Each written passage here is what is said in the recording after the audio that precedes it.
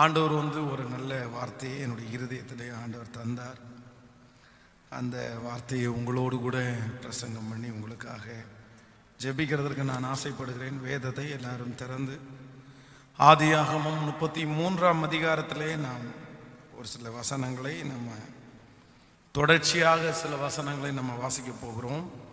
ஆதியாகமம் 33ஆம் அதிகாரத்திலே 9வது வசனத்தையும் நம்ம 15வது வசனத்தையும் முதலாவதாக வாசிக்க போகிறோம். அதற்கு ஏசா, என் சகோதரனே, எல்லாரும் சேர்ந்து வாசிக்கலாமா? எனக்கு போதுமானது உண்டு, உன்னுடையது உனக்கு இருக்கட்டும் என்றான். இன்னொரு விஷயம் கூட வாசிக்கலாம். அதற்கு ஏசா, என் சகோதரனே, எனக்கு போதுமானது உண்டு, உன்னுடையது உனக்கு இருக்கட்டும் என்றார். நீங்கள் அப்படியே 15வது வசனத்தை, அப்பொழுது ஏசா, என்னிடத்தில் இருக்கிற ஜனங்களில் சிலரை நான் உன்னிடத்தில் நிறுத்திவிட்டு போகட்டுமா என்றான். அதற்கு அவன், அது என்னத்திற்கு?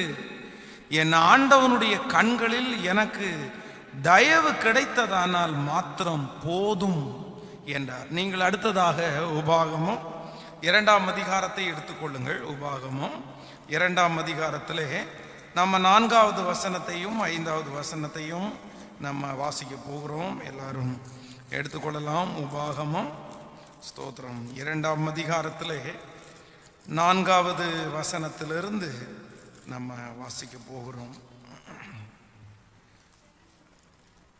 ஜனங்களுக்கு நீ கட்டளையிட வேண்டியது என்னவென்றால், சேயீரில் குடியிருக்கிற ஏசாவின் புத்திரரான உங்கள் சகோதரரின் எல்லையை கடக்க போகிறீர்கள். அவர்கள் உங்களுக்கு பயப்படுவார்கள். நீங்களோ மிகவும் எச்சரிக்கையாயிருங்கள். அவர்களோடு போர் செய்ய வேண்டாம். அவர்கள் தேசத்தில் ஒரு அடி நிலம் உங்களுக்கு கொடேன். சேயீர் மலை நாட்டை ஏசாவுக்கு சுதந்திரமாக கொடுத்திருக்கிறேன்.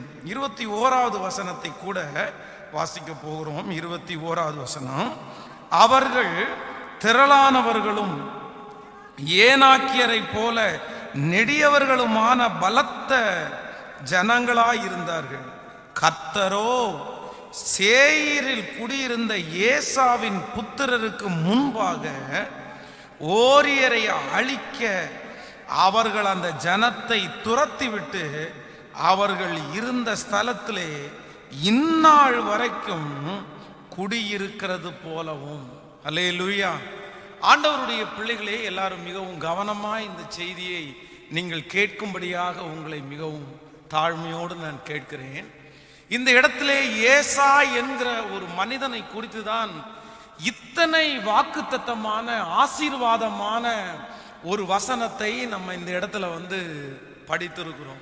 முதலாவதாக தன்னுடைய சகோதரனாகிய யாக்கோபை பார்த்து ஏசா என்ன சொல்றார் அப்படின்னா, எப்பா, நீ கொடுத்திருக்கிற இந்த ஆசீர்வாதம் எல்லாம் என்னதுக்கு நீ கொடுத்த? இந்த ஆடு மாடுகள் எல்லாம் எதற்காக நீ கொடுத்த? என்னிடத்தில் திரளான ஆசீர்வாதங்கள் இருக்குது. கடவுள் என்ன நிறைய ஆசீர்வதிச்சிருக்கிறாரு. எனக்கு நிறைய ஆடு மாடுகள், வேலைக்காரர்கள், வேலைக்காரிகள் நிறைய இருக்கிறாங்க. நீ இது தர வேண்டிய அவசியம் இல்லை அப்படின்னு இந்த ஏசா தன்னுடைய சகோதரன் யாக்கோபினிடத்துல சொல்றாங்க. அது மட்டுமல்ல, அடுத்து சொல்றேன், இந்த இடம் உனக்கு ரொம்ப புதுசா இருக்குது. நீ ரொம்ப காலம் தாண்டி திரும்ப இந்த இடத்துல வந்திருக்கிற. ஆனா இந்த இடத்துல பாதுகாப்புக்காக, உன்னுடைய பாதுகாப்புக்காக நான் வேணா என்னுடைய ஆட்களை வேணா கொஞ்சம் பேரை நான் விட்டுட்டு போயிட்டுமா? உனக்கு ஏதாவது ஹெல்ப் தேவையா அப்படின்னு இந்த ஏசா கேட்கிறார். மூன்றாவதாக நம்ம வாசித்த இந்த வசனம், ஆண்டவர் இஸ்ரவேல் ஜனங்களை எகிப்திலிருந்து ஆண்டவர் புறப்படும் போது அவர்கள் போகிற வழியிலே இருக்கிற எல்லாரையும் ஆண்டவர் அவங்க கையில ஒப்பு கொடுத்தார். அவங்க போகிறதற்கு தடையா இருக்கிற பட்டணங்கள் அவருடைய கைவசம் ஆயிருச்சு. ஆனா சேயீர் என்கிற ஒரு மலைக்கு பக்கத்துல போகும்போது இஸ்ரவேல் ஜனங்கள் கிட்டத்தட்ட 20 லட்சம் பேர் நடந்து போகிறார்கள். அவங்களுக்கு ஆண்டவர் ஸ்ட்ரிக்டா சொல்லிட்டாரு, சேயீர் மலை நாட்டு வழியாக நீங்க போகவே முடியாது. அந்த ஜனங்கள் உங்களை பார்த்தா பயப்படுவாங்க. ஆனா நீங்க அந்த இடத்துல ஒரு அடி நிலம் கூட நீங்க எடுக்கவே கூடாது. ஏன் அப்படின்னா, நான் அதை ஏசாவுக்கும் அவருடைய வம்சத்தாருக்கும் நான் சுதந்திரமாவே கொடுத்தேன். அதனால நீங்க 20 லட்சம் ஜனங்களும் கொஞ்ச தூரம் நீங்க சுற்றி போனா கூட பரவாயில்ல, ஆனா சேயீர் மலை நாட்டில் உள்ள ஒரு அடி நிலம் கூட நான் உனக்கு கொடுக்க மாட்டேன், ஏசாவுக்கு நான் கொடுப்பேன்னாரு. அதற்கு பிறகு கடைசியாக நம்ம ஒரு வசனத்தை வாசித்தோம். இந்த சேயீர் மலை நாட்டிலே மிகப்பெரிய ராட்சதர்கள் இருந்தார்கள், பெரிய பராக்கிரமசாலிகள் இருந்தார்கள். ஆனா அந்த பராக்கிரமசாலிகளை, அந்த ராட்சதர்களை ஏசா அழிக்க முடியாதுன்னு சொல்லி ஆண்டவரே ஏசாவுடைய வம்சத்திற்காக துணை நின்று அவர்களையெல்லாம் அழிச்சு ஆண்டவர் ஏசாவுக்கு அந்த சேயீர் மலை நாட்டை சுதந்திரமாய் கொடுத்தார். பொதுவாக ஏசா அப்படின்னு நம்ம சொன்னாலே நமக்கு ஒண்ணு என்ன ஞாபகம் வரும் அப்படின்னா, ஏசான்ற வார்த்தையை சொன்ன உடனே நமக்கு ஞாபகம் வர்றது, அவன் தன்னுடைய சேஷ்ட புத்திர பாகத்தை வித்து போட்டான். அவன் ஆசீர்வதிக்கப்பட்டவனே இல்லை, அவன் ஒரு சாபமான ஆள் மாதிரி அவனை நாம் குறைவாக நினைப்போம். ஆனால் வேதம் இந்த இடத்துல சொல்லுகிறது, ஏசாவுக்கு ஆண்டவர் பல ஆசீர்வாதங்களை கொடுத்தார். ஆனால் ஒரு காலத்துல இந்த ஏசா அநேக ஆசீர்வாதங்களை அவன் இழந்து போனான். இன்றைக்கு நான் கொடுக்கிற செய்தியினுடைய தலைப்பு, இழந்து போன ஆசீர்வாதத்தை ஒரு தேவனுடைய பிள்ளை எப்படி பெற்றுக்கொள்வது. இந்த ஏசாவுடைய வாழ்க்கையிலே நிறைய காரியங்கள் ஆண்டவர் நமக்காக எழுதி வைத்திருக்கிறார். இவனுடைய கேரக்டரை குறித்து ஒரு 3 காரியங்களை உங்களோடு பேசி உங்களுக்காக ஜெபிக்க ஆசைப்படுகிறேன். ஆனா இவன் இழந்த ஆசீர்வாதத்தை குறித்து வேதத்தில் பட்டியலிடும் போது கிட்டத்தட்ட 4 ஆசீர்வாதங்களை அவன் இழந்திருக்கிறான். நீங்கள் வேதத்தில் வாசிக்க முடியும், எடுத்துக்கொள்ளுங்கள். முதலாவதாக ஒரு வசனத்தை வாசிக்கலாம். ஆதியாகமம் 25ஆம் அதிகாரத்தை எடுத்துக்கொள்ளலாமா? 25ஆம் அதிகாரத்தில் நம்ம 30வது வசனத்தை வாசிக்க போகிறோம். அதற்கு ஏசா யாக்கோபை நோக்கி, அந்த சிவப்பான கூழிலே நான் சாப்பிட கொஞ்சம் தா, இளைத்திருக்கிறேன். இதனாலே அவனுக்கு ஏதோம் என்கிற பெயர் உண்டாயிற்று. அப்பொழுது யாக்கோபு, உன் சேஷ்ட புத்திர பாகத்தை இன்று எனக்கு விற்று போடு. அதற்கு ஏசா, இதோ நான் சாக போகிறேன், இந்த சேஷ்ட புத்திர பாகம் எனக்கு என்னத்திற்கு என்றான். நன்றாய் கவனிங்கள் ஆண்டவருடைய பிள்ளைகளே, யாக்கோவும் ஏசாவும் ஒரே தாயினுடைய வயிற்றிலிருந்து பிறந்தவங்க. அதுவும் ஏசாவுடைய தலை முதலாவதாக வருகிறது. அவனுடைய தலை முதலா அவனுடைய கால் வரும்போது அவனுடைய குதிகாலை பிடிச்சிட்டு அவனுடைய தம்பி யாக்கோபு பெறப்படுகிறான். கவனிங்க, ஏசாவுக்கும் யாக்கோபுக்கும் 1 வருஷம் டிஃபரெண்ட் இல்லை, 9 மாசம் டிஃபரெண்ட் இல்லை. நான் சொல்ல போனா சில நிமிடங்கள் தான் வித்தியாசம். ஒருவேளை அந்த சில நிமிடங்கள் யாக்கோபு முன்னாடி ஏசா பின்னாடி வந்திருந்தா கூட இந்த சேஷ்ட புத்திர பாகம்ன்ற அந்த ஆசீர்வாதம் கண்டிப்பா அவனுக்கு கிடைச்சிருக்காது. சோ அவனுக்கு கிடைத்த ஒரு மிகப்பெரிய லக்கு, எல்லாருக்குமே கிடைக்காதது, இவனுக்கு கிடைச்ச ஒரு மிகப்பெரிய வாய்ப்பு என்கிற அந்த சேஷ்ட புத்திர பாகத்தை, அந்த ஆசீர்வாதத்தை முதலில் ஏசா இழந்துட்டான்னு வேதம் சொல்லுது. அது கவனிங்க, இன்றைக்கு இந்த ஜபத்தில் வந்திருக்கிற ஆண்டவருடைய பிள்ளைகளே, நீங்க கூட எத்தனையோ பேர் ஒருவேளை உங்களுடைய வாழ்க்கையில கிடைத்த அந்த வாய்ப்பு, ஒரு ஆப்பர்ச்சுனிட்டி, பாஸ்டர் என் கூட படிச்சவனுக்கு கிடைக்கல, பாஸ்டர் என் வீட்டில் என் கூட பிறந்தவனுக்கு கிடைக்கல, உங்க கூட படிச்சவங்களுக்கோ உங்க கூட ஊரை விட்டு வந்தவங்களுக்கோ யாருக்குமே கிடைக்காத ஒரு மிகப்பெரிய வாய்ப்பு உங்களுக்கு கிடைத்திருக்கலாம். ஆனா அந்த வாய்ப்பு இன்னைக்கு என்னை விட்டு போயிருச்சு. அந்த வாய்ப்பை நான் இழந்துட்டேன் பாஸ்டர். ஒரு காலத்துல அந்த வாய்ப்பை மட்டும் நான் பயன்படுத்தி நான் முன்னாடி வந்திருந்தேன்னா நான் இன்னைக்கு எவ்வளோ பெரிய ஆசீர்வாதத்தை அடைஞ்சிருப்பேன். ஆனா அந்த வாய்ப்பெல்லாம் நான் தவற விட்டுட்டு இன்றைக்கு ஒன்றுமில்லாமல் ஏசாவை போல அந்த ஆசீர்வாதத்தை நீங்க இழந்து காணப்படலாம். ஆனா நான் நம்புறேன், ஏசாவுக்கு மறுபடியும் இழந்து போன ஆசீர்வாதத்தை ஆண்டவர் கொடுத்தது உண்மையானால் இன்றைக்கு இந்த ஜெபத்தில் இருக்கிற உங்களுக்கும் இழந்து போன அந்த ஆசீர்வாதத்தை திரும்ப தருகிறதற்கு வல்லவராய் இருக்கிறார். நம்புறவர்கள் சத்தமாய் ஒரு ஹல்லேலூயா சொல்லுங்க.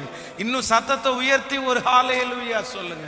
ரெண்டாவது, நம்பர் 2, இந்த ஏசா இழந்து போன இரண்டாவது ஆசீர்வாதத்தை குறித்து நீங்க வேதத்திலே வாசிப்பீர்களே ஆனால் ஆதியாகமம் 28ஆம் அதிகாரத்தை நம்ம எடுத்துக்கொள்ளலாம். 28ஆம் அதிகாரத்திலே 8வது 9வது வசனத்தை நம்ம வாசிக்க போறோம். கானானியருடைய குமாரத்திகளில் தன் தகப்பனாகிய ஈசாக்கின் பார்வைக்கு ஆகாதவர்கள் என்பதை ஏசா அறிந்திருந்தாலும் ஏசா இஸ்மவேலிடத்திற்கு போய் தனக்கு முன்னிருந்த மனைவிகளும் அன்றி ஆபிரகாமுடைய குமாரனாகிய இஸ்மவேலின் குமாரத்திகளையும் நெபோத்தின் சகோதரியுமான மகலாத்தையும் விவாகம் பண்ணினான். நன்றாய் கவனிங்கள் ஆண்டவருடைய பிள்ளைகளே. முதலாவதாக இந்த ஏசா தன்னுடைய வாழ்க்கையிலே இழந்து போன ஆசீர்வாதம் அவனுக்கென்று கிடைச்ச ஒரு யாருக்குமே கிடைக்காத வாய்ப்பை அவன் தவற விட்டுட்டான். இரண்டாவது, தான் ஆசைப்பட்ட ஒரு ஆசீர்வாதத்தை தன்னுடைய தகப்பனார் அதை நேசிக்கல, தன்னுடைய குடும்பத்தில் இருக்கிறவங்க நேசிக்கலைன்றதுக்காக தான் ஆசைப்பட்ட ஆசீர்வாதத்தை இழந்தான்.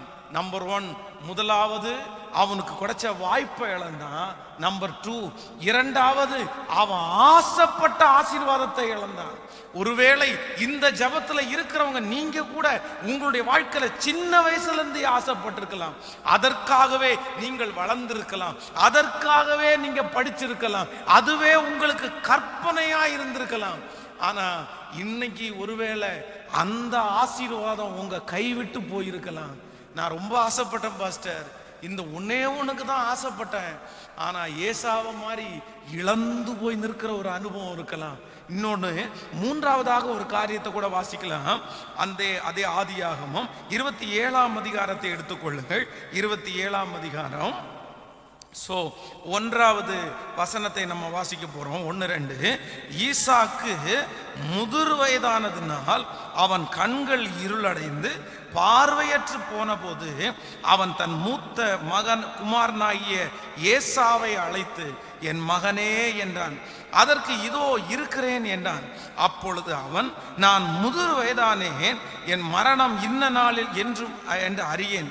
ஆகையால் நீ உன் ஆயுதங்களாகிய உன் அம்பரா துணியையும் உன் வில்லையும் எடுத்துக்கொண்டு வனத்திற்கு போய் எனக்காக வேட்டையாடி அதை எனக்கு பிரியமா இருக்கிற ருசியுள்ள பதார்த்தங்களாக சமைத்து நான் புசிக்கவும் நான் மரணம் அடையும் முன்னே என் ஆத்மா உன்னை ஆசீர்வதிக்கவும் என்னிடத்தில் கொண்டு வா என்றான்.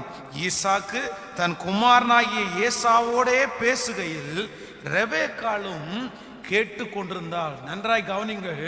நம்பர் 3, மூன்றாவது, ஏற்கனவே இந்த 2 ஆசீர்வாதத்தை இழந்த இவனுக்கு, தன்னுடைய சேஷ்ட புத்திர பாகத்தை இழந்த இவனுக்கு மூணாவது ஒரு பெரிய ஆசீர்வாதம் கிடைக்க போகுது.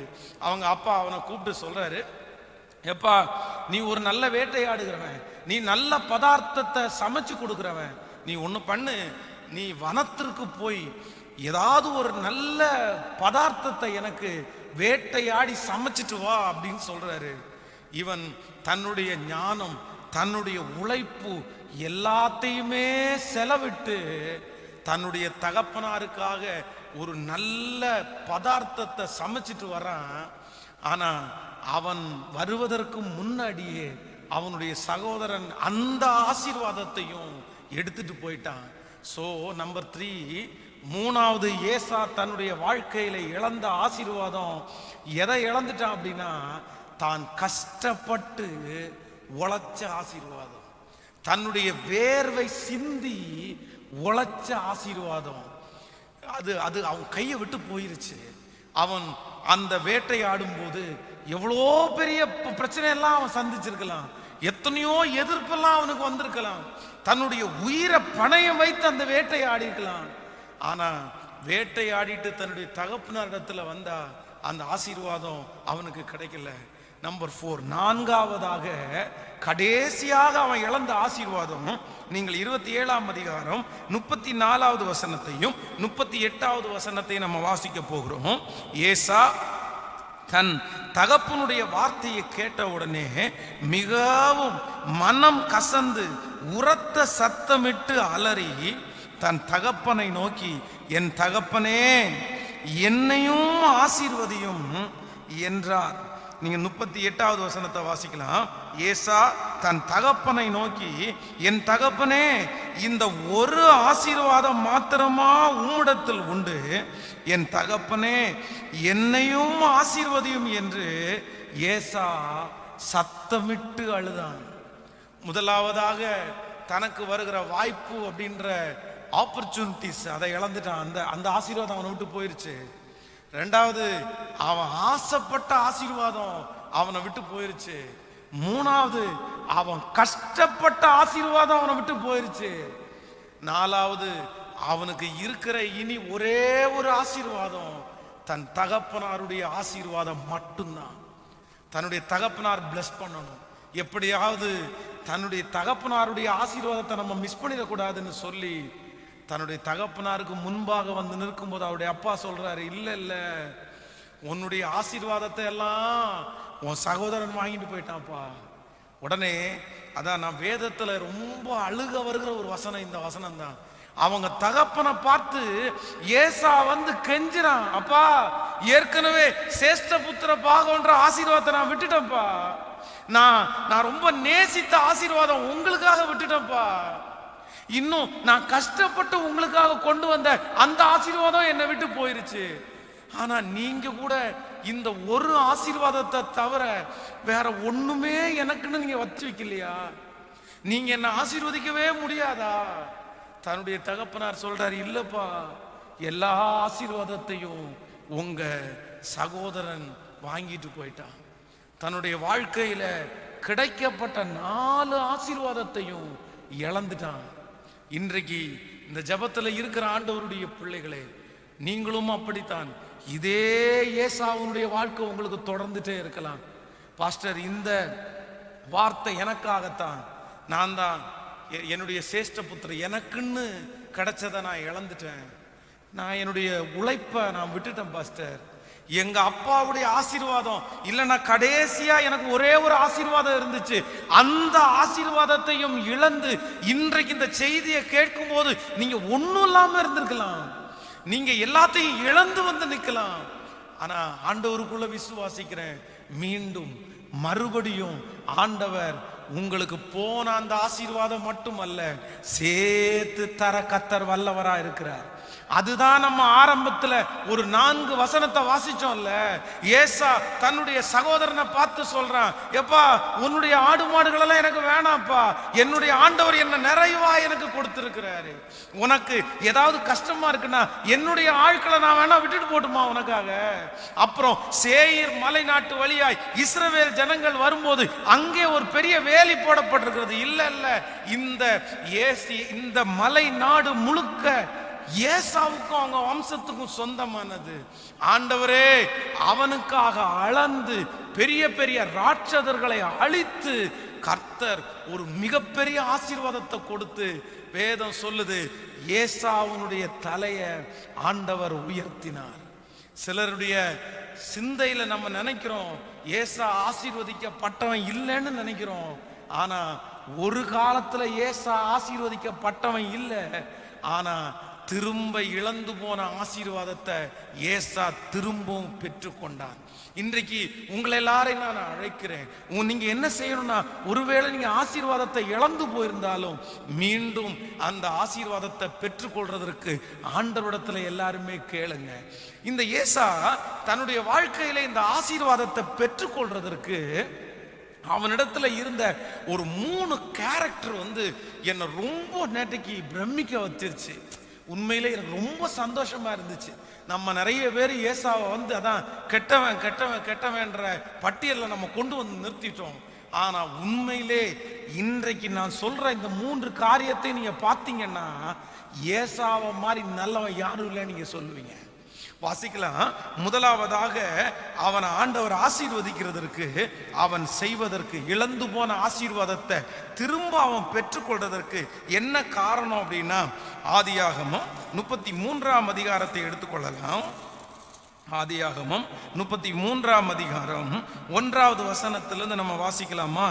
யாக்கோபு தன் கண்களை ஏறெடுத்து இதோ ஏசாவும் அவனோடு கூட 400 மனிதரும் வருகிறதை கண்டு பிள்ளைகளை லேயாளிடத்திலும் ராகேலிடத்திலும் 2 பணிவிடைக்காரிடத்திலும் வெவ்வேறாக பிரித்து வைத்து பணிவிடைக்காரிகளையும் அவர்கள் பிள்ளைகளை முதலிலும், லேயாளையும் அவள் பிள்ளைகளை இடையிலும், ராகேலையும் யோசேப்பையும் கடையிலும் நிறுத்தி தான் அவர்களுக்கு முன்பாக நடந்து போய் 7 விசை மட்டும் குனிந்து வணங்கி தன் சகோதரன் கிட்ட சேர்ந்தான்.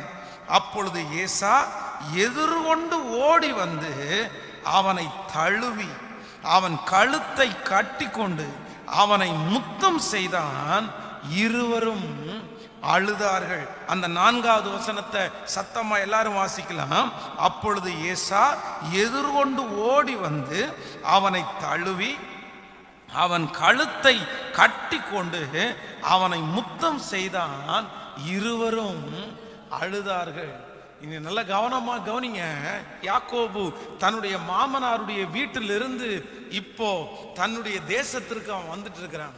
வந்துட்டு இருக்கும்போது ஏசா 400 பேரோட இந்த யாக்கோபை எதிர்கொண்டு வந்துட்டே இருக்கிறாரு. இந்த யாக்கோபுக்கு பயங்கரமான பயம். ஏன் அப்படின்னா, அண்ணனுடைய வாழ்க்கையில இருக்கிற மொத்த ஆசீர்வாதத்தையும் யார் தான் திருடுனா அப்படின்னா, இந்த யாக்கோபு தான் திருடுனான். இந்த யாக்கோபு தான் ஏமாத்தினான். உடனே இவன் நினைக்கிறான், ஒருவேளை அண்ணன் அந்த பழைய கசப்ப மனசுல வச்சுட்டு என்னை கொன்னாலும் கொன்றுவான், என் பிள்ளைகளை கொன்னாலும் கொன்றுவான். அதுக்காக இவன் ஒரு பெரிய யுக்தியை கையாளுறான். தன்னுடைய வேலைக்காரிகளையும் பிள்ளைகளை எல்லாரையும் முன்னாடி நிப்பாட்டிட்டு, அதற்கு பிறகு இவனுக்கு பிடிக்காத மனைவியையும் பிள்ளைகளையும் அடுத்த 2வது இடத்துல நிப்பாட்டிட்டு, 3வது இவர் லவ் பண்ணார்ல அவங்களையும், இப்ப பிறந்திருக்கான் இல்ல யோசேப்பு, இவங்களையும் கடையில நிறுத்திட்டு, ஒருவேளை 400 பேரோட வர்ற அந்த ஏசா முன்னாடியே வெட்டிட்டு வந்தாலும் அதுக்குள்ள போய் அவனுடைய காலை பிடிச்சி மன்னிப்பு கேட்டு கடைசியில இருக்கிற நம்ம நேசித்த குடும்பத்தையாவது காப்பாத்தலான்னு ஒரு பெரிய திட்டம் போட்டுட்டான். அதற்கு முன்னாடி சரி இதுலயும் என் அண்ணன் அடங்குவானு தெரியல, அதனால கொஞ்சம் பொருட்களை எல்லாம் பரிவாரத்தை எல்லாம் சேர்த்து, எப்பா நீங்க முன்னாடி போங்கப்பா, முன்னாடி போய் என் அண்ணன் ஏசா அங்க இருந்து வந்துட்டு இருக்கிறான், அவனை காலை பிடிச்சோ கையை பிடிச்சோ, அதான் நீங்க முன்னாடி வாசிக்க முடியும். அவங்கள்ட்ட எப்படி ஏசா கிட்ட எப்படி பேசணும்னு கூட இந்த யாக்கோபு சொல்லி கொடுப்பாரு. அவன்கிட்ட என்ன ஆண்டவனேன்னு கூப்பிட்டுருங்கப்பா, வேற எதையும் கூப்பிட்டுருக்காங்க, என்ன ஆண்டவனே, உம்முடைய அடியானாயே யோசேப்பு யாக்கோபு, உம்முடைய அடியான், அவன் கொடுத்து விட்டுருக்கிறான், இதெல்லாம் நீங்க வாங்கணும் அப்படின்னு பேசுறதற்காக அனுப்பி விடும்போது ஏசா சொல்லிடுவார், இல்ல இல்ல நீ வாங்க, எனக்கு பின்னாடி வாங்க, நம்ம போலாம் அப்படின்னு. நியூஸ் வருது, உங்க அண்ணன் 400 பேரோட வர்றாரு அப்படின்னு. அப்படியே கத்தி கலங்கி நிக்கிறாரு. அவர் அங்கே இருந்து தெரிகிறதற்கு முன்னாடி 7 டைம் கும்பிட்டுட்டாரு, ஏதாவது பண்ணிட போறான். ஆனா வேதம் சொல்லுது, ஏசா அங்க இருந்து கத்தியோட எல்லாம் வரல, தன்னுடைய சகோதரன் இங்கே நிற்கிறத பார்த்த உடனே ஓடி, நடந்து கூட வரலங்க, தன்னுடைய வாழ்க்கையிலே தன்னுடைய அப்பாவுடைய ஆசீர்வாதத்தை வஞ்சகமா எடுத்த யாக்கோபு வர்றாரு. தன்னுடைய சேஷ்ட புத்திர பாகத்தை ஒரு கூளை காமிச்சு அப்படியே வாங்கின அந்த யாக்கோபு வர்றாரு. இவன் ஓடி போய் அவனை தழுவி அவனுடைய கழுத்தை கட்டி கொண்டு, வேதம் சொல்லுது, ஓன்னு அழுதாராமா. அதை பார்த்தோன்னே யாரும் அழுதா அப்படின்னா யாக்கோபும் அழுதான். அப்போ நான் நம்பினேன், நான் நினைக்கிறேன், இந்த ஏசாவுக்கு உள்ள என்ன எண்ணம் இல்லை அப்படின்னா பழி வாங்குற எண்ணம்ன்ற எண்ணம் ஒரு துளி கூட இல்லை. ஏசா இழந்து போன தன்னுடைய ஆசீர்வாதத்தை திரும்ப பெற்றுக்கொள்றதற்கு என்ன காரணம்னா, நம்பர் 1, முதலாவது அவனுக்குள்ளே தன்னுடைய சகோதரனை பழி வாங்குற எண்ணம்ன்ற ஒண்ணு இல்லாததுனால ஆண்டவர் அவன் இழந்து போன ஆசீர்வாதத்தை திரும்பவும் அவனுக்கு கொடுத்தார். ஆமேன் சொல்லுங்க. இன்றைக்கு ஜெபத்தில் இருக்கிற உங்களை பார்த்து கேட்கிறேன், உங்களுக்கு அப்படிப்பட்ட ஒரு சூழ்நிலை உங்களுடைய வாழ்க்கையில வந்துச்சுன்னா, உங்க அப்பாவுடைய ஆசீர்வாதத்தை புடுங்கின ஒரு மனுஷன், நீங்க சம்பாதிச்ச ஆசீர்வாதத்தை புடுங்கின ஒரு மனுஷன், உங்களுடைய உழைப்புல செஞ்ச ஆசீர்வாதத்தை எடுத்துக்கொண்ட ஒரு மனுஷன் உங்களுக்கு எதிராய் வரும்போது, உங்களில் யாராவது ஒருத்தருக்கு நான் கேட்கிறேன், உங்களால அவனுக்கு நியாயம் தீர்க்காம இருக்க முடியுமா? வாய்ப்பு கிடைக்கும் போது பழி வாங்காம இருக்க முடியுமா? நம்மள நிறைய பேர் ஒருவேளை ஆண்டவரை அறிஞ்சதுனால பழி வாங்கலன்னாலும் அவனுடைய வாழ்க்கையில ஒரு கெடுதல் நடக்கும்போது நம்ம சந்தோஷமாவது படுவோம். சே, அவனுடைய வாழ்க்கையில நடக்கணும்னு நினைச்சேன்டா, அதான் நம்ம பெருமையா பேசிக்குவோம், சாட்சி கூட சொல்லுவோம். யார்கிட்ட? என்னேவா, என் ஆண்டவர் என் பட்சத்தில் இருக்கிறாரு, உன்னை விட்டுருவாரா? உன்னை அடிக்க மாட்டாரு? இப்ப துண்டை காணும் துணி காணும்னு ஓடுற.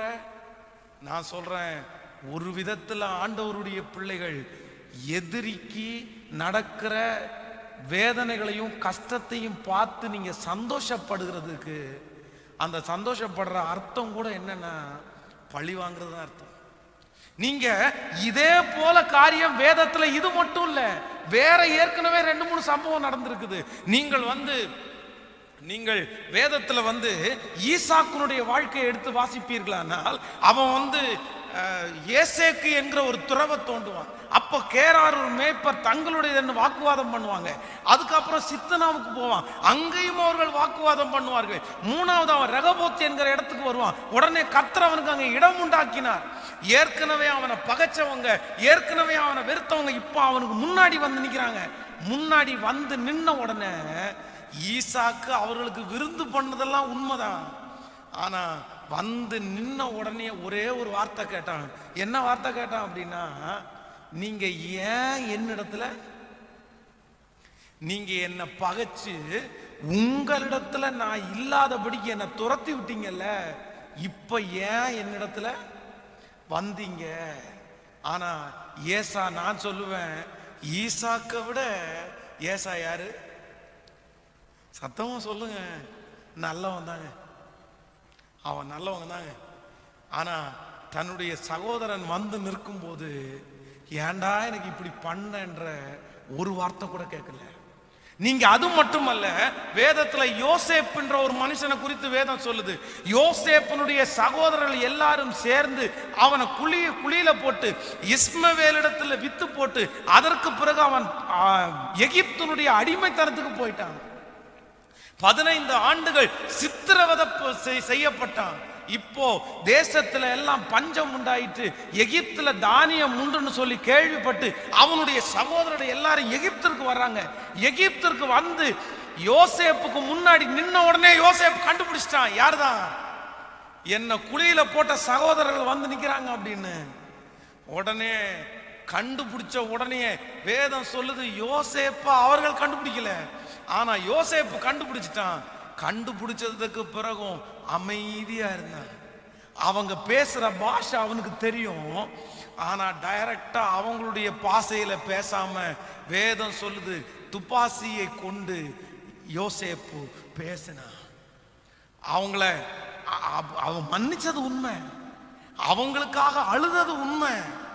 ஆனா வந்த புதுசுல அவங்கள திருப்பி வீட்டுக்கு அனுப்பிட்டு நீங்க வேவுக்காரர் அப்படின்ற ஒரு பெரிய கலக்கத்தை உண்டு பண்ணிட்டு, அப்புறம் அவனுடைய சாக்கு பையிலேயே ஒரு தட்டை எடுத்து உள்ள போட்டு அவன் அடிச்சு பிடிச்சி திரும்ப வந்து அவனுக்குள்ளே இப்போ ஒவ்வொருத்தரும் பேசிக்கிறாங்க. இளைஞனை கொல்ல வேணும், இளைஞனை தூக்கி போட வேணான்னு சொன்னல, யாராவது கேட்டீங்களா அப்படின்னு ஒவ்வொருத்தரும் பாவாரிக்கை பண்றத யோசேப்பு கேட்டுட்டு தான் இருக்கிறான்.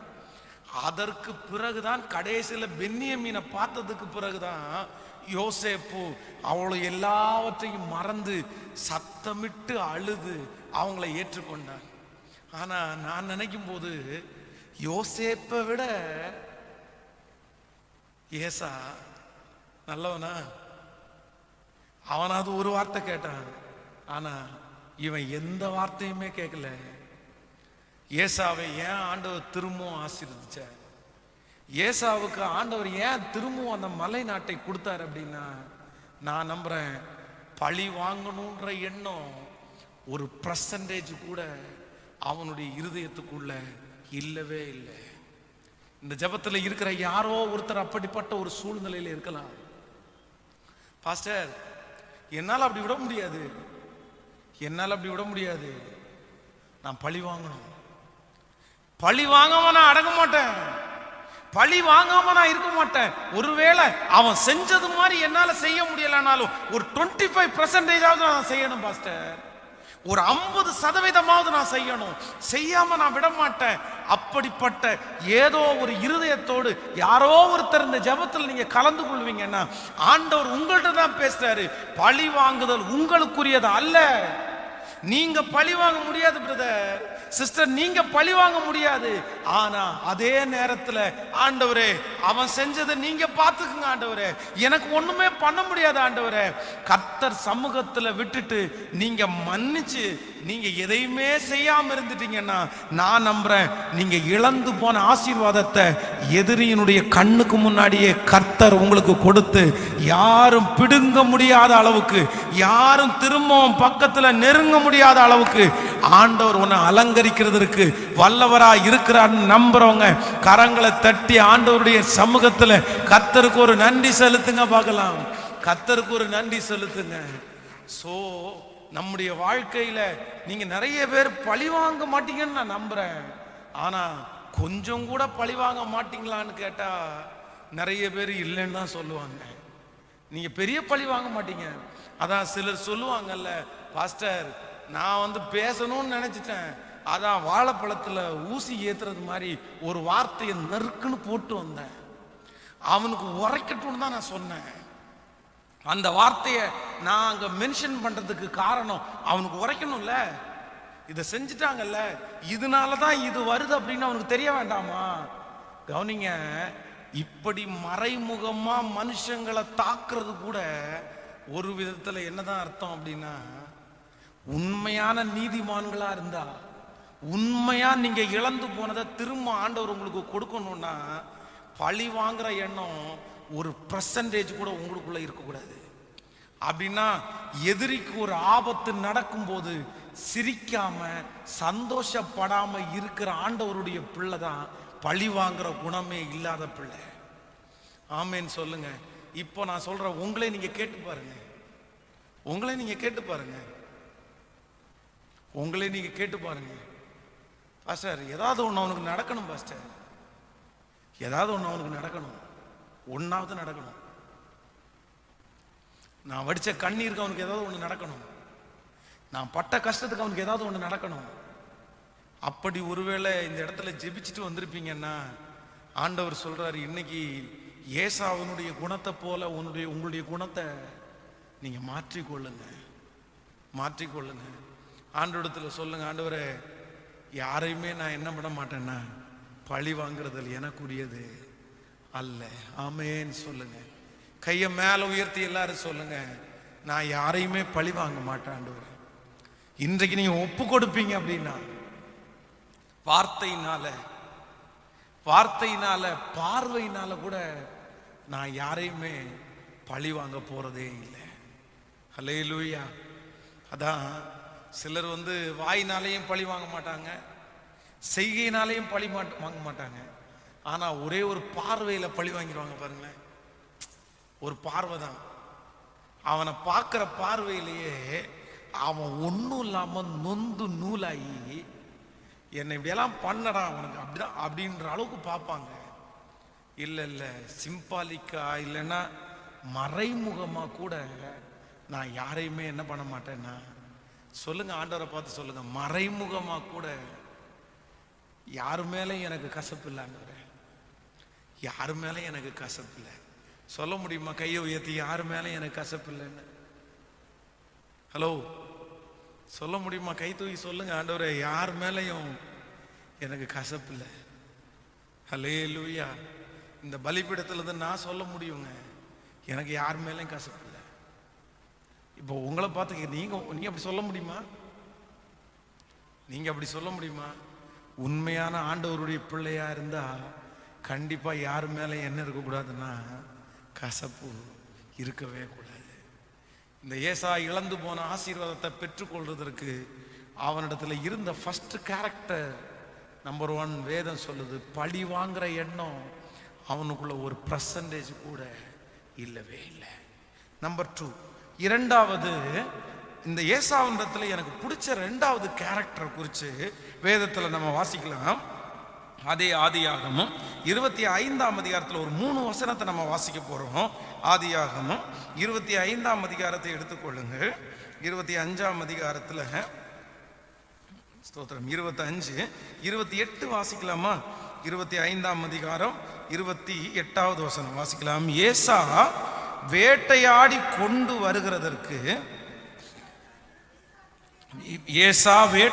கொண்டு வருகிறது ஈசாக்கினுடைய வாய்க்கு ருசிகரமாய் இருந்ததுனாலே ஏசாவின் மேல் பட்சமாய் இருந்தார். ரெபெக்காளோ யாக்கோவின் மேல் பட்சமாய் இருந்தாள். கவனிங்க, இங்கே ஒரே அம்மா அப்பாவுக்கு தான் 2 பிள்ளைங்க பிறகுறாங்க. ஒருத்தன் பேரு ஏசா, இன்னொருத்தன் பேரு யாக்கோபு. ஆனா இந்த ஏசா அவனுக்கு என்ன தெரியும் அப்படின்னா, இவன் ரொம்ப அழகா வேட்டையாடுகிறவன்.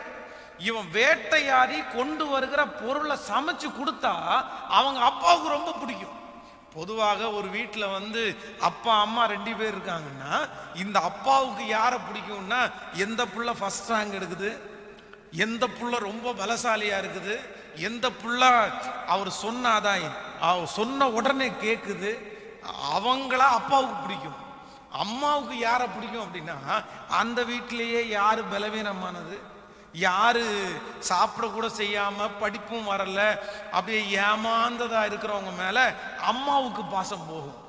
அதே போல இந்த வீட்டிலையும் இருக்கிற அம்மா அப்பாவுக்கு யாரு மேல பாசம் போச்சுன்னா, ஏசாவை ஈசாக்கு நேசிக்க ஆரம்பிச்சிட்டாரு, யாக்கோவை அவங்க அம்மா ரெபெக்கா நேசிக்க ஆரம்பிச்சிட்டாங்க. ஸோ சின்ன வயசுலயே யாருடைய அன்பு அவனுக்கு கிடைக்கலன்னா, அவனுடைய அம்மாவுடைய அன்பு அவனுடைய பக்கத்தில் கிடைக்கல. ஒருவேளை அவன் ஒன்றும் தெரியாதனா இருக்கலாம், அவன் கூடாரவாசி, குணசாலி கூடாரவாசியா இருக்கலாம், நீங்க சொல்றதெல்லாம் கேட்கலாம். ஆனாலும் உங்க வயிற்றுல பெத்தெடுத்த பிள்ளை தானம்மா நானு, நீங்க என்ன நேசிக்க கூடாதா? நம்பர் 2, நீங்க அடுத்த வசனம் வாசிக்கும் போது 27ஆம் அதிகாரத்தை எடுத்துக்கொள்ளுங்க. 27ஆம் அதிகாரத்தில் 5வது 6வது வசனத்தை வாசிக்க போறோம். ஈசாக்கு தன் குமாரனாகிய ஏசாவோட பேசுகையில் ரெபெக்காள் கேட்டு கொண்டிருந்தார். ஏசா வேட்டையாடி கொண்டு வரும்படி வனத்திற்கு போனான். அப்பொழுது ரெபெக்காள் தன் குமாரனாகிய யாக்கோபை நோக்கி, உன் தகப்பன் உன் சகோதரனாகிய ஏசாவை அழைத்து நான் புசித்து எனக்கு மரணம் வருகிறதுக்கு முன்னே கர்த்தரை முன்னிட்டு உன்னை ஆசீர்வதிக்கும்படி நீ எனக்காக வேட்டையாடி அதை எனக்கு ருசியுள்ள பதார்த்தங்களாய் சமைத்து கொண்டு வா என்று சொல்ல கேட்டேன்.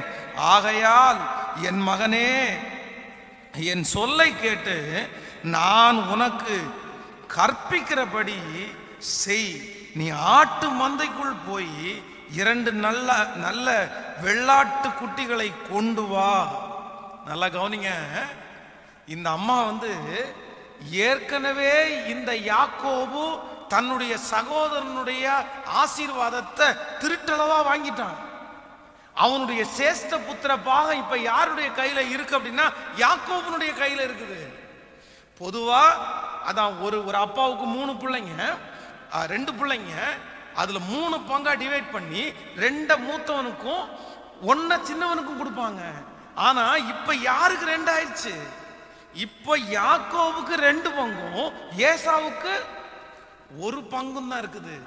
அவங்க அம்மா என்ன நினைச்சிருக்கணும் அப்படின்னா, சரி இப்ப ஏற்கனவே அவன் ஆசீர்வாதத்தை நீ ஏமாத்தி நீ புடிங்கி வாங்கிட்ட, இப்போ உனக்கு 2 பங்கு இருக்குது, அவனுக்கு 1 பங்கு தான் இருக்குது. சரி அவங்க அப்பா ஆசீர்வதிச்சா ஆசீர்வதிக்கட்டும் அப்படின்னு சொல்லி இருக்கலாம். இல்ல அப்படின்னா ஈசாக்க கூப்பிட்டு, ஏங்க நீங்க என்ன பண்ணிட்டு இருக்கிறீங்க, இது உங்களுக்கு நியாயமா இருக்கா? நமக்கு 1 பிள்ளையா 2 பிள்ளையா? 2 பிள்ளை தானே. 2 பிள்ளையும் வர சொல்லி 2 பிள்ளையும் நிக்க வச்சு ஆசீர்வதிங்க, நான் வேணா உங்களுக்கு சமைச்சு கொடுக்குறேன் அப்படின்னு சொல்ல வேண்டிய இந்த தாய் எதையுமே சொல்லாம அவங்க அப்பா ஏசா கிட்ட பேசுற அந்த வார்த்தைய காதுல கேட்ட உடனே இவனை கூப்பிடுறாங்க. இவனை கூப்பிட்டு, உங்க அப்பா ஆசீர்வதிக்கணும்னு ஏசாவை நினைக்கிறாரு, ஆனா நீ வா, நான் உன்னை ஆசீர்வதிக்கிறதுக்கு உங்க அப்பா முன்னாடி கொண்டு விடுறேன். உனக்கு என்ன பண்றேன் அப்படின்னா, நல்ல ஆட்டுக்கறி சமைச்சு கொடுக்குறேன், உங்க அப்பாவிடத்துல கொண்டு போய் திருட்டளவா கொண்டு போய் ஆசீர்வாதத்தை நீ என்ன பண்ணிரு, வாங்கிரு. அப்ப இவன் சொல்றான், மா என்னம்மா சொல்லிட்டு இருக்கீங்க, ஒருவேளை அப்பா நான் யாக்கோபுன்னு கண்டுபிடிச்சு அவர் ஆசீர்வதிக்கிறதுக்கு பதிலா சபிச்சா நான் என்ன பண்ணுவேன்? ஏன் அப்படின்னா மூத்த அண்ணனுக்கு கை ஃபுல்லா முடி இருக்கும், ஆனா எனக்கு கையில எந்த முடியுமே இல்லை. அப்பா தடவி பார்த்து கண்டுபிடிச்சிட்டாருன்னா, அதெல்லாம் நீ பயப்படாத, ஆட்டினுடைய தோலை உரிக்கிறோம்ல, உன் மேல போத்தி விடுறேன். உங்க அப்பா தொட்டு பார்க்கும்போது ஏசா மாதிரி உனக்கும் கையில என்ன இருக்கும்? அழகா பிளான் பண்ணி அவங்க அம்மா அது மட்டும் இல்லை, இன்னொன்னு செய்யறாங்க பாருங்களேன். நீங்க 15வது வசனத்தை வாசிங்க, 27:15 நீங்க வாசிப்பீர்கள். நான் பின்பு ரெபெக்காள், எல்லாருமே இந்த வசனத்தை வாசிக்கணும்னு நான் நம்புறேன். பின்பு ரெபெக்காள் வீட்டிலே தன்னிடத்தில் இருந்த தன் மூத்த மகனாகிய ஏசாவின் நல்ல வஸ்திரங்களை எடுத்து தன் இளைய மகனாகிய யாக்கோபுக்கு உடுத்தி. யாராவது சம்மதிப்பாங்களா? அதுவும் அவனுடைய பழைய சட்டை இல்லை, அவனுடைய பழைய பேண்ட் இல்லை, ஏசாவுக்கு இருந்த நல்ல துணிகளை அவங்க அம்மா யார் கையில எடுத்து கொடுக்குறாங்க? யார் கையில எடுத்து கொடுத்தாங்க? யாக்கோபனுடைய கையில எடுத்து கொடுக்குறாங்க. அவங்க அம்மா அவனுக்கு பண்ண ஹெல்ப் இது மட்டும் இல்ல. நீங்க 27ஆம் அதிகாரத்துல 42வது வசனத்துக்கு வாங்க. 41, 42. யாக்கோபை தன் தகப்பன் ஆசீர்வதித்தது நிமித்தம் ஏசா யாக்கோபை பகைத்து, என் தகப்பனுக்காக துக்கிக்கிற நாட்கள் சீக்கிரமாய் வரும், அப்பொழுது என் சகோதரனாகிய யாக்கோபை கொன்று போடுவேன் என்று ஏசா தன் இருதயத்திலே சொல்லி கொண்டான். மூத்த மகனாகிய ஏசாவின் வார்த்தைகள் ரெபெக்காளுக்கு அறிவிக்கப்பட்டது. அப்பொழுது அவள் தன் இளைய மகனாகிய யாக்கோபை அழைத்து, உன் சகோதரனாகிய ஏசா உன்னை கொன்று போட நினைத்து தன்னை தேற்றிக் கொள்ளுகிறான். ஆகையால் என் மகனே, நான் சொல்லுவதை கேட்டு எழுந்து புறப்பட்டு ஆரானில் இருக்கிற என் சகோதரனாகிய லாபானிடத்திற்கு ஓடி போயிரு. ஹலோ, நல்லா கவனிங்க. ஃபர்ஸ்ட் இந்த அம்மா இந்த மகனுக்கு விரோதமா செய்தது என்ன? முதல்ல தன்னுடைய தகப்பனாரிடத்துல போய் நிற்க வேண்டிய மூத்த மகனுக்கு கிடைக்க வேண்டிய அந்த ஆசீர்வாதத்தை இளைய மகனுக்கு வஞ்சகமா வாங்கி கொடுக்க ஆசைப்பட்டாங்க. ஏமாத்தி அவனுக்கு முன்பாக போய் நின்னாங்க. அவனுடைய சட்டைகள், அவனுடைய பொருட்கள் எல்லாத்தையுமே அவங்க அம்மா இளைவனுக்கு கொடுத்துட்டாங்க. இப்போ எல்லா ஆசீர்வாதத்தையும் அவன் திருட்டளவா வந்து வாங்கிட்டு போன உடனே இவனுக்கு ரொம்ப கோபம் வருது. இல்லை, நான் விட மாட்டேன், நான் அவனை விட மாட்டேன். கண்டிப்பா ஒரு நாள் எங்க அப்பாவுடைய மரண நாள் வரும்போது உன்னை நான் கொல்லுவேன்னு மனதில் நினைக்கிறான். அதை கரெக்டா ரெபேக்காள் கேட்ட உடனே அவங்க பையனை, சின்ன பையனை அவங்க என்ன பண்ணிடுறாங்கன்னா எஸ்கேப் பண்ணிடுறாங்க. டேய் இங்க வாடா, உங்க அண்ணன் உன்னை கொல்லணும்னு நினைக்கிறான், நீ தயவு செய்து வீட்டை விட்டு ஓடி எங்க போயிரு, என் சகோதரன் நீ வீட்டுக்கு போயிருன்னு சொல்லிட்டு அனுப்பி விட்டாங்க. இப்போ நான் நம்புறேன், அப்படி ஒரு தாய் உங்களுக்கு இருந்தால்,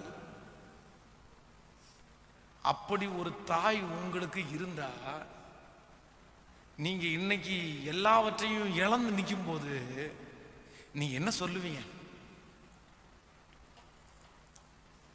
சொல்லுங்க, நீங்க என்ன சொல்லுவீங்க? ஃபர்ஸ்ட் தன்னை நேசிக்கல. தானும் அந்த அம்மாவுடைய வயிற்றுல பிறந்தவன் தான், ஆனா சின்னவனை மட்டும் தான் நேசிச்சவங்க, பெரியவனை அவங்க நேசிக்கல. பெரியவனை அவங்க நேசிக்கவே இல்லை. அப்படிப்பட்ட தாய்.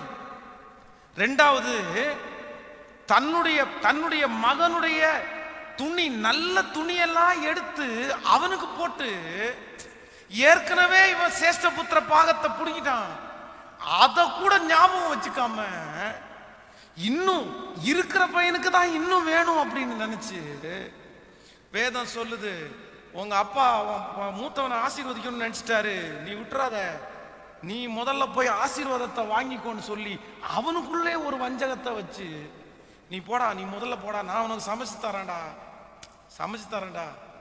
அது மட்டும் இல்ல, இப்ப அவனுக்கு பயங்கரமான ஒரு கோபம் வருது. கோபம் வந்து கொல்லணும்னு நினைக்கும் போது, நீ செத்து போனா கூட பரவாயில்ல, அவனை நான் காப்பாத்திடுவேன்னு சொல்லி அவனை சகோதரன் வீட்டுக்கு அனுப்பிட்டாங்க.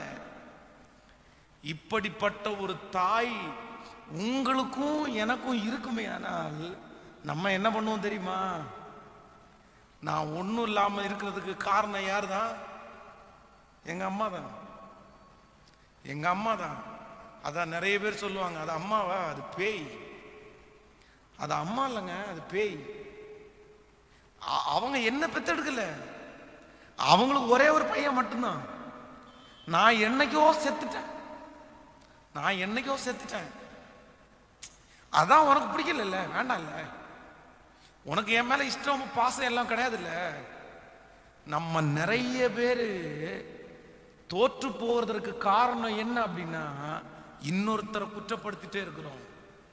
நான் கெட்டு போறதுக்கு அவங்க தான் காரணம், நான் ஒன்றும் இல்லாம போறதுக்கு அவன் தான் காரணம், நான் இந்த ஆசீர்வாதத்தை இழந்ததுக்கு அவன் தான் காரணம். ஆனா ஏசாவினிடத்திலிருந்து நான் கற்றுக்கொண்ட ஒரு மிகப்பெரிய ஆசீர்வாதம் என்ன அப்படின்னா, தான் ஆசீர்வாதத்தை இழந்ததற்கு காரணம் அம்மானோ தம்பினோன்னு நினைக்கல. அவன் என்னன்னா நினைச்சான் அப்படின்னா, என் ஆசீர்வாதத்திற்கு இழந்து போறதுக்கு காரணம் நான் தான் காரணம். அந்த சேஷ்டபுத்திர பாகத்தை மட்டும் நான் விடாம இருந்திருந்தா, அந்த ஆரம்பத்தை மட்டும் நான் கோட்டை விடாம இருந்தா, இன்னைக்கு இவ்வளவு பெரிய ஆசீர்வாத குறைவு நான் வந்திருக்க மாட்டேன். சரி, நான் தான் காரணம். எங்கேயாவது ஒரு இடத்துல தன்னுடைய தாயாரை அவன் திட்டுனதாகவோ, தன்னுடைய தாயாரை சபித்ததாகவோ, தன்னுடைய தாயாரை சுட்டி காட்டி நான் இப்படி இருக்கிறதுக்கு காரணம் நீதான் அப்படின்னு சொன்னதாகவோ வேதம் எந்த இடத்துலையும் சொல்லவே இல்லை. ஆனா எனக்கு தெரியும், இந்த ஜபத்தை கேட்டுட்டு இருக்கிற நிறைய பேரு நீங்க யாரோ ஒருத்தரை சுட்டி காட்டிச்சுட்டே இருக்கீங்க. நான் கெட்டு போறதுக்கு அவன் தான் காரணம், நான் ஒன்றும் இல்லாமல் போறதுக்கு அவன் தான் காரணம். ஆண்டவருடைய பிள்ளையே, இன்னைக்கு பட்சமாய் சொல்லுகிறேன், நீங்க அடுத்தவங்களை பார்த்து அவங்க தான் சொல்ற வரைக்கும் நீங்க இழந்து போகிற ஆசீர்வாதத்தை திரும்ப பெற்றுக்கொள்ள முடியவே முடியாது. என்கிட்ட கடந்த நாட்கள்ல சமீபத்துல ஒரு பையன் வந்தான்.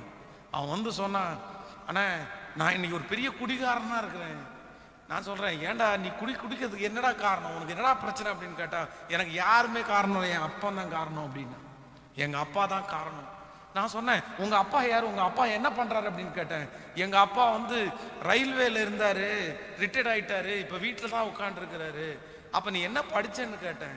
அவன் டிகிரி படிச்சேன்னு என்கிட்ட சொன்னான். ஏப்பா, டிகிரி படிக்கிற வரைக்கும் நீயா சம்பாரிச்சு படிச்சியா இல்ல உங்க அப்பாவுடைய சம்பாத்தியத்துல படிச்சியான்னு கேட்டேன். அதெல்லாம் ஃபீஸ் எல்லாம் ஒழுங்கா தான் கட்டினாரு, ஆனா என்ன வாழ வைக்கல அப்படின்னாரு. நான் அவனை பார்த்து சொன்னேன், டேய், உங்க அப்பா சம்பாரிச்சு உனக்கு ஃபீஸ் கட்டி உன்னை படிக்க வச்சாரு, ஆனா உனக்கு முன்னாடி நிக்கிற நான் இன்னைக்கு ஒரு குடிகாரனுடைய பையன். எங்க அப்பா 2 பிராண்ட் ஷாப் தான் வச்சிருந்தாரு. எங்க அப்பா குடிச்சுதான் நிறைய பணத்தை அழிச்சாரு. ஆனா இன்னைக்கு வரைக்கும் நான் படிக்காத நினைச்சு நிறைய டைம் ஃபீல் பண்ணும்போது எங்க அப்பாவை திரும்பி காண்பிச்சு, எங்க அப்பாவால தான் நான் படிக்கல, எங்க அப்பாவால தான் நான் நாலேஜ் வரல அப்படின்னு சொன்னதே இல்லை. நான் நினைப்பேன், வெறும் விளக்க வச்சு ஃபர்ஸ்ட் ரேங்க் வாங்கினவங்க எத்தனையோ பேர் இருக்கிறாங்க. அப்பா அம்மா இறந்து போய் அநாத ஆசிரமத்தில் படிச்ச எத்தனையோ பிள்ளைங்க ஃபர்ஸ்ட் ரேங்க் வாங்கியிருக்காங்க. நான் அப்படி படிக்காம விட்டுட்டேன்னு நான் என்னதான் குத்தி காமிக்கிறேன்னே தவிர ஒரு நாள் கூட எங்க பேரண்ட்ஸையோ எங்க அம்மாவையோ எங்க அப்பாவையோ சுட்டி காமிச்சதே இல்லடா. நீ இன்னொருத்தரை கை நீட்டி என் தாழ்வுக்கு அவங்க தான் காரணம்னு சொல்ற வரைக்கும் நீ ஆசீர்வதிக்கப்பட முடியாது. முதல்ல அவங்க காரணம்னு சொல்றது நிற்பாட்டி, நீ தான் காரணம்னு என்னைக்கு சொல்றியோ அன்னைக்கு தான் ஆசீர்வாதம் அப்படின்னு அவனுக்கு ஆலோசனை சொல்லி அனுப்பினேன். இன்னைக்கு இங்க இருக்கிற ஒவ்வொரு தேவ பிள்ளைகளுக்கும் அப்படிதான் சொல்றேன். உங்க கைகள் இன்னொருத்தரை சுட்டி காண்பிக்குமே, ஆனால் நீங்க ஒரு காலத்துல இன்னொருத்தரை சுட்டி காமிச்சு எந்த பிரயோஜனமும் இல்லவே இல்லை. எத்தனை பேர் ஆமோதிக்கிறீங்க? அதுக்கு யார் தான் காரணம் அப்படின்னா நான் தான் காரணம். ஆமேன்னு சொல்லுங்க. கைகளை உயர்த்தி ஒரு ஹல்லேலூயா சொல்லுங்க. கரங்களை அசைத்து ஒரு ஹல்லேலூயா சொல்லுவோம். ஆமேன், ஆமேன். ஸோ நம்பர் 2, இரண்டாவதாக, எத்தனையோ கெடுதல் தன்னுடைய தாயார் நினைச்சா கூட அவனுடைய இருதயத்தின் ஆழத்திலிருந்து அவன் நினைச்சது ஒன்னே ஒன்று. என்ன நினைச்சான் அப்படின்னா, யாருமே காரணம் இல்லை, யாரையுமே அவன் சுட்டி காமிக்கிறதுக்கு விரும்பவே இல்லை. இங்க இருக்கிற எல்லாருமே அப்படி தீர்மானம் எடுப்போம், யாரையுமே நான் இனி சுட்டி காமிக்க போறதில்லை. ஹல்லேலூயா. நம்பர் 3, மூன்றாவது, இந்த ஏசாவுனுடைய கேரக்டர் நான் வாசிக்கும் போது எனக்கு ரொம்ப ஆச்சரியமான ஒரு வசனம் வாசிக்கலாம். அதே ஆதியாகமம் 35ஆம் அதிகாரத்தை எடுத்துக்கொள்ளுங்கள். ஆதியாகமம் 35ஆம் அதிகாரத்தில் 28, 29 நம்ம வாசிக்க போகிறோம். 28வது வசனத்தையும் 29வது வசனத்தையும் வாசிக்கலாமா? ஈசாக்கு விருத்தாப்பியமும் பூரண ஆயுசும் உள்ளவனாகி 180 வருஷம் ஜீவித்திருந்து பிராணன் போய் மரித்து தன் ஜனத்தாரோடே சேர்க்கப்பட்டான். அடுத்த லைன் தான் ரொம்ப முக்கியமான லைன், எல்லாரும் சேர்ந்து வாசிக்கலாம். அவன் குமாரனாகிய ஏசாவும் யாக்கோபும் அவனை அடக்கம் பண்ணினார்கள். ஹலோ, அவன் குமாரனாகிய யாக்கோபும் ஏசாவும் அவனை அடக்கம் பண்ணினார்கள். கவனிங்க, ஈசாக்கு யாருக்கு சொந்தம்? யாருக்கு சொந்தம்? சட்டப்படி யாருக்கு சொந்தம்? கேட்கல, ஏசாவுக்கு தான் சொந்தம். ஏன் அப்படின்னா, இவன் நேசிச்சது யார? ஏசாவை தான் இவன் நேசிச்சான். ஏசாவை ஆசீர்வதிக்கணும்னு தான் யாருக்கு பிரியம். ஆனா இவனை சாப்பிட வச்சது, இவனை ஈசாக்க வயதான காலத்துல தாங்கினது, சாப்பாடு கொடுத்தது எல்லாமே யாருதான்? அதான் தன்னுடைய தகப்பனாருக்காக தான் பண்ணின கல்யாணம், நான் கட்டின மனைவி கூட சரியில்லை போல தெரியுது, எங்க அப்பாவுடைய இஷ்டப்படிதான் கல்யாணம் பண்ணணும்னு நினைச்சு கமிட் பண்ணவன் தான் ஏசா. ஆனா யாக்கோபு ஒண்ணு கூட என்ன பண்ணிக்கல, அப்பாட்ட ஆசீர்வாதத்தை வாங்கினதோட சரி, அவ்வளவுதான். வீட்டை விட்டு கிளம்பி மாமனார் வீட்டுக்கு போய் அங்கேயே இருந்துட்டார் அவர். இப்ப திரும்பி வந்துட்டாரு. இப்ப அப்பா மரணம் அடைய போறாரு. அதான் நிறைய விசுவாசிங்களை எங்க கண்டுபிடிக்கலாம்னா, சாவு வீட்டில் தான் உண்மையான விசுவாசிங்களா டூப்ளிகேட் விசுவாசிங்களான்னு கண்டுபிடிக்க முடியும். அங்கதான் நிறைய பேருடைய உண்மையான முகமே அங்கதான் வெளிப்படும். நம்மளா இருந்தா என்ன பண்ணிருப்போம் அப்படின்னா, டேய் நீ ஒதுங்கி நில்லு, நீ வந்தியா, அப்பாவை பார்த்தியா, பார்த்துட்டு நீ பாட்டுக்கு போயிட்டே இரு. இந்த அடக்கம் பண்ண வரேன், இந்த பூவை தூக்கி போடுறேன், இந்த வேலைலாம் வேணாம். நான் தானே பார்த்தேன், நான் தானே அவருக்கு சோறு கொடுத்தேன், நான் தானே அவருடைய கஷ்டத்தில் இருந்தேன், எனக்கு தானே அவர் அப்பா, நீ அவர் ஒன்று வச்சு பார்க்கல, அதனால நான் அடக்கம் பண்ணிக்கிறேன். ஆனா வேதம் சொல்லுது இந்த இடத்துல, ஈசாக்கு மரித்த போது அடக்கம் பண்றதற்கு ஆண்டவர் அந்த இடத்துல வேதத்துல ரொம்ப முக்கியத்துவப்படுத்தி எழுதுறாரு. அவனுடைய குமாரனாகிய ஏசாவும் யாக்கோவும் அவனை அடக்கம் பண்ணினார்கள். ஹல்லேலூயா. நம்பர் 3, ஈசாக்கு இழந்து போன ஆசீர்வாதத்தை பெற்றுக்கொள்றதற்கு அவன்கிட்ட இருந்த ஒரு பெரிய கேரக்டர் என்னன்னா, மெச்சூர்ட் பிஹேவியர். அவனுடைய மெச்சூர்டு பிஹேவியர். இன்னைக்கு உங்களை பார்த்து கேட்குறேன், இந்த ஜெபத்தில் இருக்கிற எத்தனை ஆண்டவருடைய பிள்ளைங்க மெச்சூர்டா நடந்துக்கிறீங்க? அதான் உங்க நடக்க மற்றவங்களுக்கு ஏற்புடையதா இருக்கா? நிறைய ஆண்டவருடைய பிள்ளைங்க கொஞ்சம் கூட மெச்சூர்டா நடந்துக்கிறதே இல்லைங்க. கொஞ்சம் கூட சரி ஓகே ரைட் ரைட் ரைட் சரி பரவாயில்லப்பா பரவாயில்லப்பா பரவாயில்லப்பா, இந்த வார்த்தை நிறைய பேருடைய வாயிலிருந்து வர்றதே இல்லை. அதான் கல்யாண வீட்லயோ எங்கேயோ ஒரு இடத்துல முன்னாடி தட்டில் இருக்கிற சாப்பிட்டுக்கு 2 சிக்கன் பீஸ் எக்ஸ்ட்ரா போயிடுச்சுன்னா, இவங்க அடுத்த தட்டை கொண்டு வந்து நிறுத்தும் போது போடுற அந்த மனுஷன் ஒரு சிக்கன் பீஸை குறைச்சு போட்டார்னா அதுக்கு சண்டைக்கு வருவாங்க.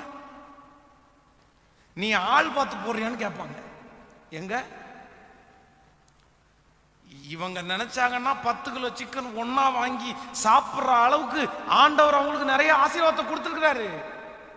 ஆனா அந்த ஒரு சிக்கன் பீஸுக்காக சண்டை போட்டு நிற்பாங்க. அதான் இன்னைக்கு இருக்கிற நிறைய ஆண்டவருடைய பிள்ளைகளுக்கு என்ன பிஹேவியர் போச்சு அப்படின்னா, மெச்சூர்டு பிஹேவியர். சரி ஓகேப்பா பரவாயில்லப்பா அப்படின்ற அந்த மனப்பான்மை நிறைய பேருடைய இருதயத்தில் இருக்கிறதே இல்லை. உலகத்தான விட ரொம்ப மோசம். உலகத்துல இருக்கிறவங்க கூட நிறைய நேரத்துல நிறைய விஷயத்துல சரி ஓகே ஓகேப்பா காலம் மிதிச்சிட்டியா பரவாயில்லப்பா சரி ஓகே ஓகே சாரி சார் சரி நோட் ஒரு அப்படின்னு நம்ம என்ன கண்ணை எங்க வச்சுட்டு வந்திருக்கிறேன் அப்படியே மிதிச்சுட்டு போயிடுறதா? நம்ம தான் நிறைய பேர் சில நேரத்தில் கரெக்டாக பிஹேவ் பண்ண மாட்டோம்.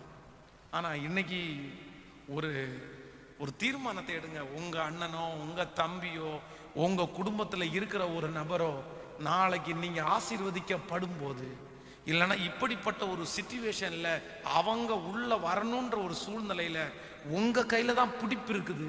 நீங்க நினைச்சா அவங்கள உள்ள விடலாம், நீங்க நினைச்சா அவங்கள வெளியே அனுப்பவும் செய்யலாம். அப்படிப்பட்ட ஒரு சூழ்நிலை உங்க கையில கொடுக்கும் போது நீங்க எப்படி இருப்பீங்கன்றத இப்ப நீங்க டிசைட் பண்ணுங்க. இப்ப நீங்க டிசைட் பண்ணுங்க. நீங்க முழு மனசோட ஒன்றும் பெரிய விஷயமா எடுத்துக்காம பரவாயில்ல பிரதர் வாங்க வாங்க வாங்க நீ பண்ணுமா நீ பண்ணுப்பா அதெல்லாம் இல்லை, அதெல்லாம் பெரிய விஷயமா எடுத்துக்காத. அன்னைக்கு நடந்துருச்சு சரி நீ திட்டிட்ட, நீ அப்படி ஏமாத்திட்டாங்க. இவ்வளோ தூரம் இந்த ஏசாவை அவ்வளவு தூரம் வஞ்சித்து அத்தனை ஆசீர்வாதத்தையும் எடுத்துக்கொண்டாலும் ஏசாவினிடத்துல நடக்கும் போதெல்லாம் யாக்கோபிடத்துல ஏசா நடக்கும் போதெல்லாம் எப்படிதான் நடந்தான்னா மெச்சூர்ட தாங்க நடந்துட்டான். அதான் அவனுக்கு முன்னாடி அவன் எல்லா 400 பேரோட வர்றான். 400 பேரோட வரும்போது மெச்சூர்டு பிஹேவியர்ன்றது என்ன அப்படின்னா, போய் ஓடி போய் கட்டி பிடிச்சு உனக்கும் எனக்கும் ஏற்றத்தாழ்வு இல்லை அப்படின்றது தான் மெச்சூர்டு பிஹேவியர். ஆனா நம்மளா இருந்தா என்ன பண்ணுவோம் அப்படின்னா, ஒரு நிமிஷம் அங்கே நின்று டேய் வாடா என்ன நினைச்சிட்டு இருக்க விட்டுட்டு போனேன்ல துரோகிடா நீ துரோகி. இப்ப போய் இதெல்லாம் சம்பாதிச்சிட்டல, எனக்கு வேற அனுப்பணும்னு நினைக்கிற. எனக்கு ஒன்னுடையதெல்லாம் ஒன்றும் தேவையில்ல, நீ எல்லாத்தையும் வச்சுக்கோ, நீ போ. இதுதான் நம்ம பிஹேவியர். நம்ம மன்னிச்சிட்டோம், நம்ம பைபிளை தூக்கிட்டோம், ஆனாலும் 2 வார்த்தை நம்மளால பேசாம இருக்க. நீங்க எல்லாம் பார்க்கறது பார்த்தா நீங்க எல்லாம் ரொம்ப, நம்ம நிறைய பேருடைய பிஹேவியர் இந்த மாதிரி பிஹேவியர் தான். கேட்க தான் செய்வோம். அவ்வளோ பெருந்தன்மை இங்க இருக்கிறவங்க பாக்கியவான்கள். ஹல்லேலூயா. ஆனா ஏசாவிட்ட இருந்த ஒரு மிகப்பெரிய கேரக்டர் என்ன அப்படின்னா, ஒரு பெரிய பெருந்தன்மை, ஒரு பெரிய பெருந்தன்மை. சரிடா, பரவாயில்ல, எல்லா நன்மைக்கு, எல்லா நன்மைக்கு. நீ என்ன எல்லாத்தையும் என்னிடத்துல இருந்து எடுத்துக்கொண்டு போயிட்ட, அதனால என் ஆண்டவர் என்ன ஆசீர்வதிக்காமலா இருக்க போறாரு. எனக்கு இன்னைக்கு திரளா கொடுத்துருக்கிறாரு, நீ ஒண்ணு எனக்கு கொடுக்க வேண்டிய அவசியம் இல்லை, உனக்கு வேணாம் நான் தரேன்டா. அந்த அளவுக்கு கடவுள் என்ன வச்சுட்டாரு. கேட்கல? சத்தமா சொல்லுங்க. இன்னைக்கு உங்க எதிரியை விட ஆண்டவர் உங்களை ஆசீர்வதிச்சதுக்கு அப்புறம் கூட உங்களுக்குள்ள அந்த மெச்சூர்டு பிஹேவியர் வரல அப்படின்னா, நான் சொல்றேன், நீங்க எல்லாம் நம்ம எல்லாம் ரட்சிக்கப்பட்டு என்ன பிரயோஜனம்னு கேட்கிறேன். அவங்களோட ஆண்டவர் உங்களை நல்லதான் நினைச்சிருக்காரு. ஹலோ, அவங்களுக்கு கொடுக்கிற அளவுக்கு தானே ஆண்டவர் உங்களை வச்சிருக்கிறாரு. ஆனா இப்பவும் அவங்கள்ட்ட போட்டி போடணும் அப்படின்னு நினைக்கிற மனப்பான்மை எந்த அளவுக்கு நியாயம்ன்றது எனக்கு தெரியல. இன்னைக்கு எல்லாரும் ஆண்டவரத்துல ஒரு கிருபையை கேட்போம். ஆண்டவரே எனக்கு ஒரு பிஹேவியரை கொடுங்கப்பா, நான் எல்லார்ட்டையும் எப்படி பிஹேவ் பண்ணணும் அப்படின்னா, ரொம்ப மெச்சூர்டா, ரொம்ப மெச்சூர்டா, ரொம்ப மெச்சூர்டா. அப்படிப்பட்ட ஒரு சுபாவம் உங்களுக்குள்ள இருக்குமானால், உங்களை அறியாமலே யாரு பிரதிபலிக்கப்படுவா அப்படின்னா, இயேசு பிரதிபலிக்கப்படுவார். கைகளை உயர்த்தி ஒரு ஹல்லேலூயா சொல்லுவோம். கரங்களை அசைத்து ஒரு ஹல்லேலூயா சொல்லுவோம்.